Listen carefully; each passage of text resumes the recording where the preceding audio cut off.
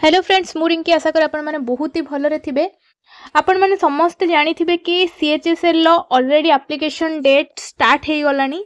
मु एठी आपण मानकु स्टेप बाय स्टेप प्रोसेस देखेबी केमिति आपण अप्लाई करिवे। देखंतु एठी आपणकर ऑनलाइन डेट स्टार्ट हे जाईची 23/6/2025 रु नै कि 18/7/2025 जाय आपणकर अछि। आपणकर जो टियर 1 एग्जाम हम आपणकर 8/9/2025 रु 18/9/2025 भितर हम आ टियर 2 एग्जाम आपणकर फेब्रुआरी मार्च 2026 रे हबार चांसेस रही। तो आपण मानकु मुठी सीएचएसएल पई केमिति आपण अप्लाई करिवे पूरा डिटेल्स रे आपण मानकु मुठी देखौची। प्रथमे आपण स्टाफ सिलेक्शन कमिशन नो ऑफिशियल वेबसाइट को जिबे।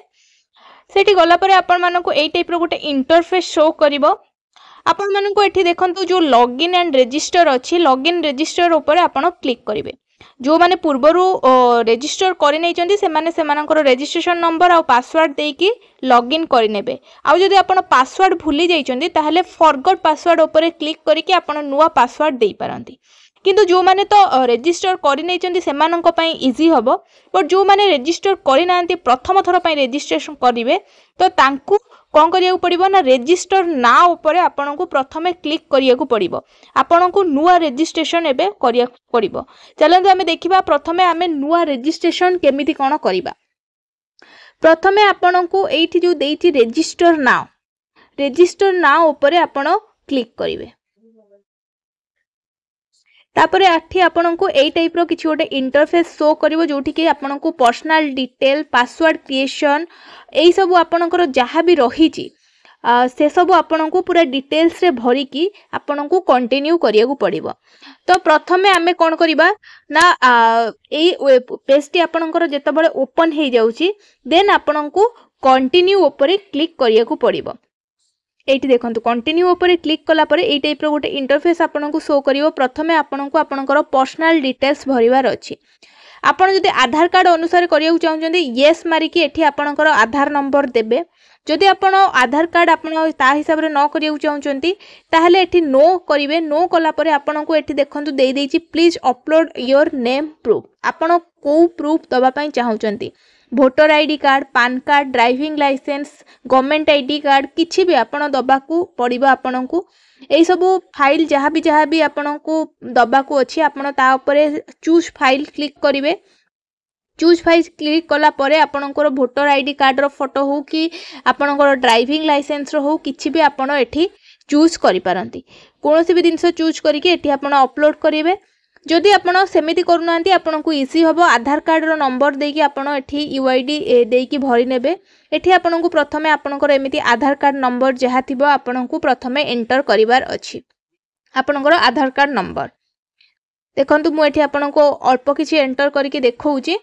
तापरे सेटा को वेरीफाई करिवार अछि। वेरीफाई कला परे नेक्स्ट जो बॉक्स अछि सेठी भी आपण को आपणकर आधार कार्ड सेम नंबर ही दबार अछि।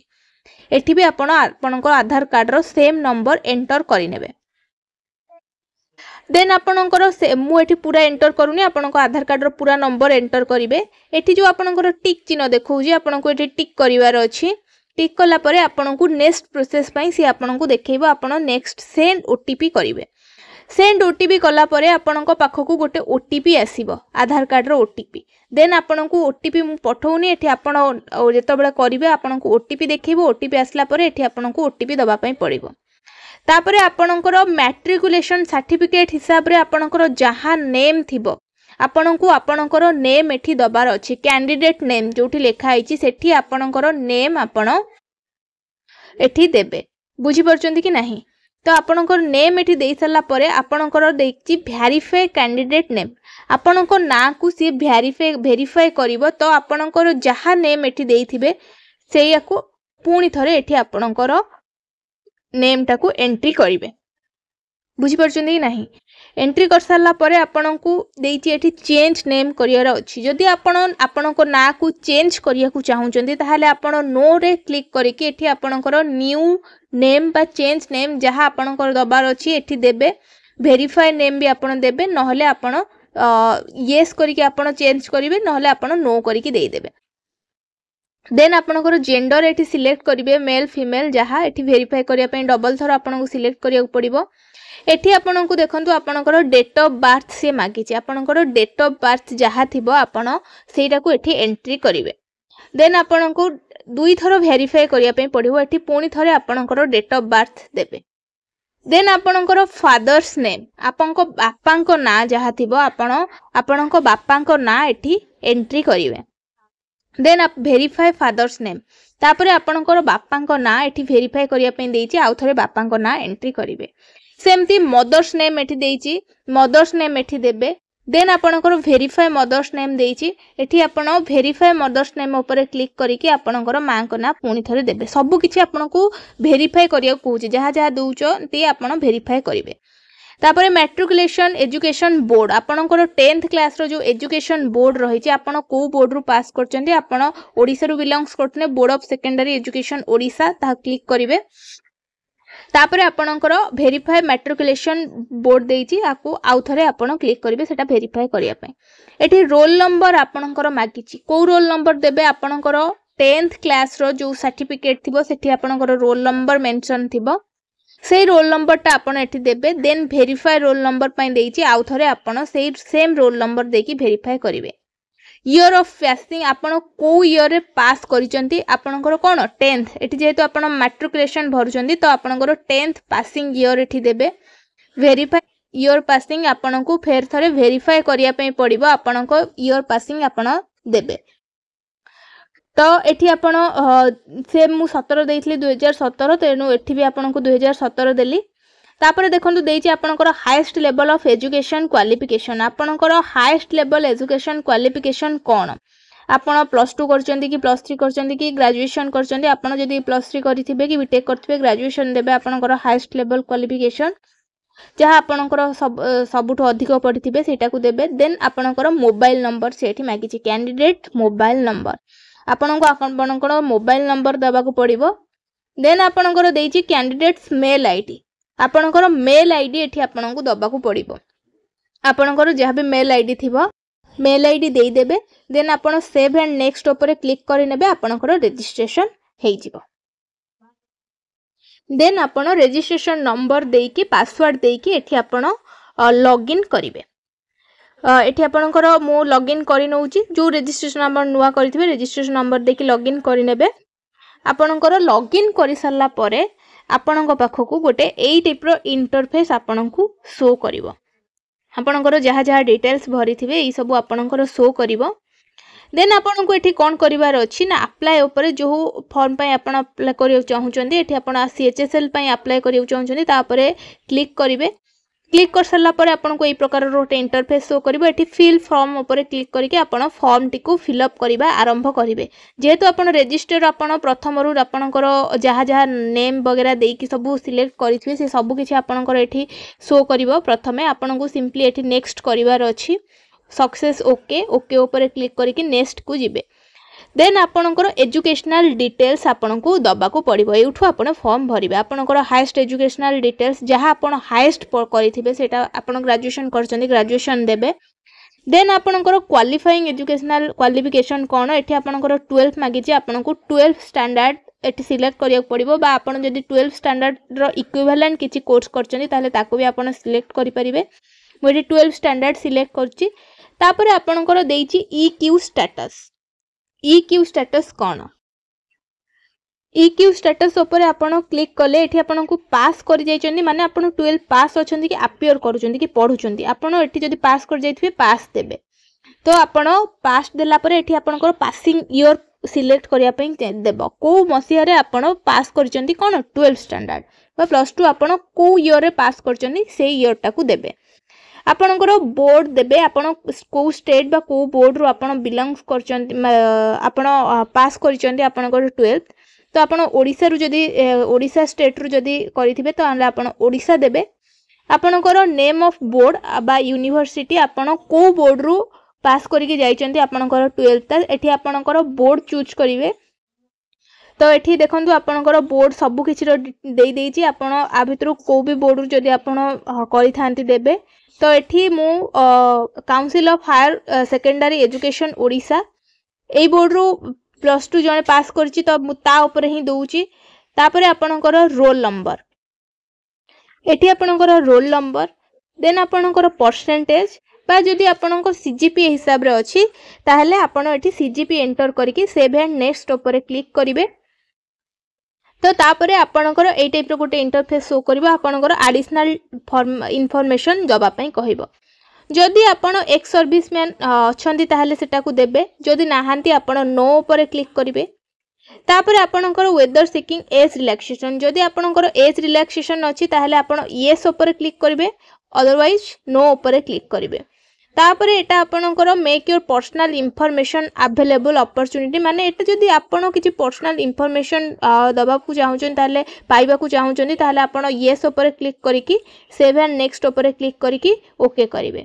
तापर आपणकर देखैबो प्रेफरेंस ऑफ एग्जामिनेशन सेंटर एठी मने रखिबे आपण ईआर जो गुडा लेखा आइथिबो आपणकर ईस्टर्न रीजन ता ऊपर आपण क्लिक करिकि जो लोकेशन पई दबा को चाहउछन सेही लोकेशन न देबे।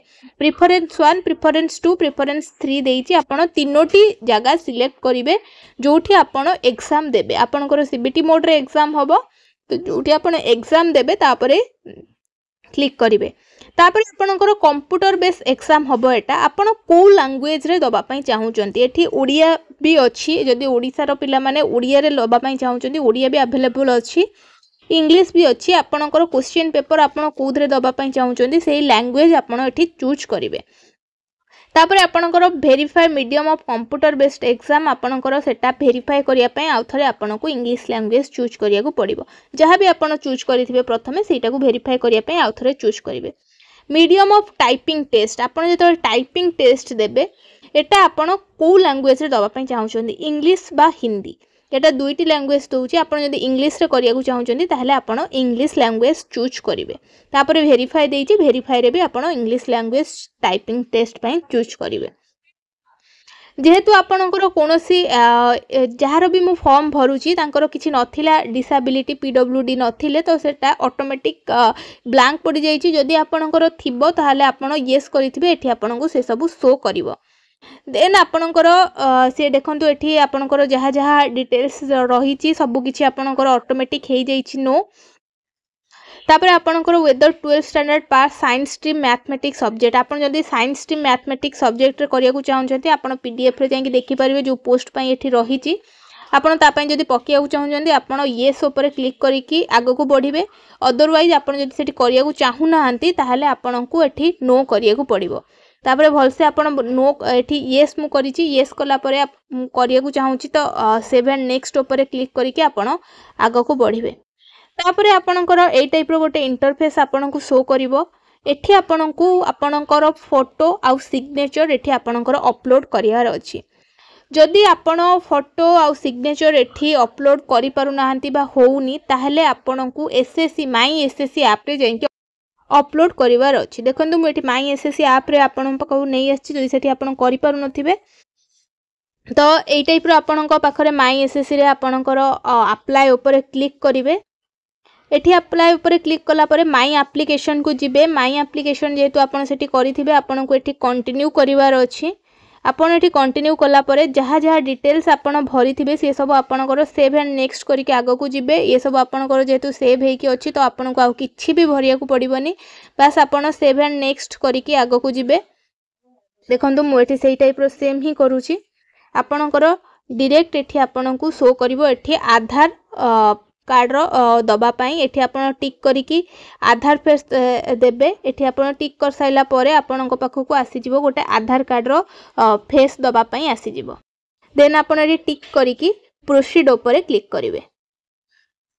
देन आपणकर फोटो आ साइन अपलोड करि नेबे। अपलोड कर सला परे एठी आपण सेव एंड नेक्स्ट ऊपर क्लिक करिकि आगो को बढ़िबे।